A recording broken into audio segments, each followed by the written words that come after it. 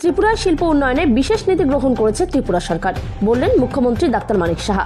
আগরতলায় Asian development ব্যাংকের পক্ষ থেকে Tripura institute of transformation war রুমে স্ট্র্যাটেজিক অ্যাপ্রোচ টু ইন্ডাস্ট্রিয়াল ডেভেলপমেন্টের রোডম্যাপ পুস্তকের প্রকাশ করে মুখ্যমন্ত্রী ডাক্তার মানিক সাহা বলেন, উন্নয়নমূলক পরিকল্পনা রূপায়ণের ক্ষেত্রে বিভিন্ন রাজ্যের কাছে পথ প্রদর্শক হয়ে উঠেছে ত্রিপুরার আইন শৃঙ্খলা, শান্তি, সম্প্রীতির বাতাবরণের জন্য তা সম্ভব হয়েছে।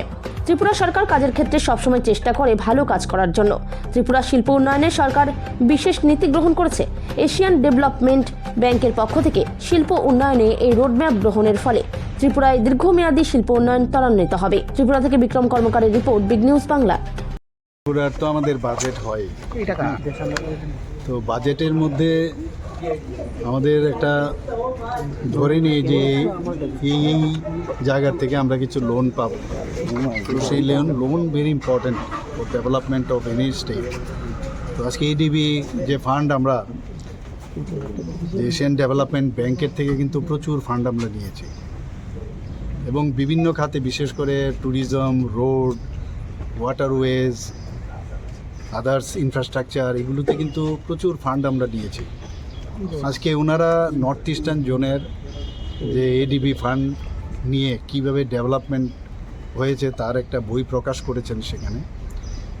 তো সেই বিষয়ে আজকে যিনি এডিবি ইনচার্জ, উনি আজকে এখানে এসছেন, ডাইরেক্টর মহোদয় এখানে এসছেন, এবং ওনার ফুল টিম এসছেন। ওনারাও তো ফান্ড যদি দেন, ওনারাও তো দেখবে না কোথায় ইমপ্লিমেন্টেশন হচ্ছে, কোথাও ঠিকভাবে হচ্ছে কিনা ফান্ডের ইউটিলাইজেশন।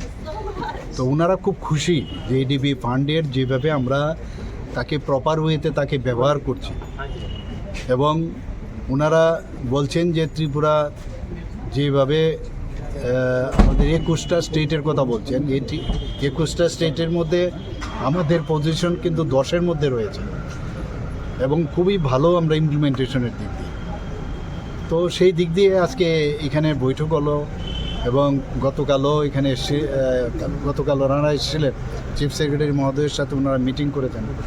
তারা খুব খুশি যে ন্যাচারালি কোনো ব্যাংকের থেকে কোনো ফান্ড দিলে সেটাকে প্রপার ইউটিলাইজ হচ্ছে কিনা, আর আলটিমেটলি তো রাজ্যের এবং সাধারণ মানুষের জন্য এই ফান্ডের ব্যবহার। এবং আমরা আমাদের কথা বললাম, এবং আমাদের যে ট্রান্সপারেন্সির মাধ্যমে আমরা যে কাজ করি সেটাও ওনারা অ্যাপ্রিসিয়েট করলেন। এবং এই যে মানে একটা রিলেশন গভর্নমেন্ট অফ ইন্ডিয়ার সাথে তো ওনাদের আছেনই, কিন্তু গভর্নমেন্ট অফ ইন্ডিয়া তো সমস্ত স্টেটের জন্যই করেন না। তো সেইভাবে আজকে ওনারা আমাদের এতগুলো ফান্ড আমাদের দিচ্ছেন। আগামী দিনে আমরা বললাম আরও কিছু প্রজেক্ট আমরা নিচ্ছি, সেগুলো এক্সটার্নাল এডেড প্রজেক্টের মধ্যে একটা পড়ে। তো সেইগুলো, আর বিশেষ করে বহু জায়গার মধ্যে আমরা দেখেছি যে পাহাড় এবং মানে নন হিল এরিয়া, সব জায়গায় কিন্তু এডিবি ফান্ডের আমাদের ওনারা সাহায্য করছেন। এবং আমি যেটা বারবার বলছি যে একটা নতুন ত্রিপুরা আমরা করতে চাই, সেটা নতুন ত্রিপুরা হবে।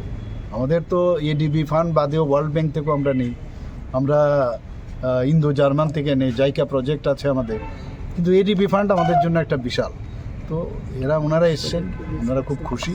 এবং আগামী দিন আমাদের মেইন যে এখানে উদ্দেশ্য সেটা হচ্ছে কয়েকটা সেক্টরের উপর আমরা জোর দিয়েছি। ইন্ডাস্ট্রির উপর সবচেয়ে বেশি জোর দিয়েছি আমরা, কারণ ইন্ডাস্ট্রি নেই, কিন্তু আমাদের কাছে যে ইন্ডাস্ট্রি হওয়া সম্ভব, আমাদের যে রিসোর্স, সেই রিসোর্সকে নিয়ে আমরা ইন্ডাস্ট্রি করতে চাই, এবং যেগুলো নিয়ে আগের সরকার কোনোদিন চিন্তা ভাবনা করেনি। আমরা বিভিন্ন জায়গার মধ্যে আপনারা দেখেছেন ইন্ডাস্ট্রিয়াল স্টেটস আমরা করেছি বহু জায়গায়, এবং পার্কও বানাচ্ছি অনেক জায়গায়। তো সব মিলিয়ে এটা আগামী দিন এটা যেটাকে আমরা বলছি যে এক ত্রিপুরা শ্রেষ্ঠ ত্রিপুরা, নতুন ত্রিপুরা, সেটা হবে। স্যার, আজকে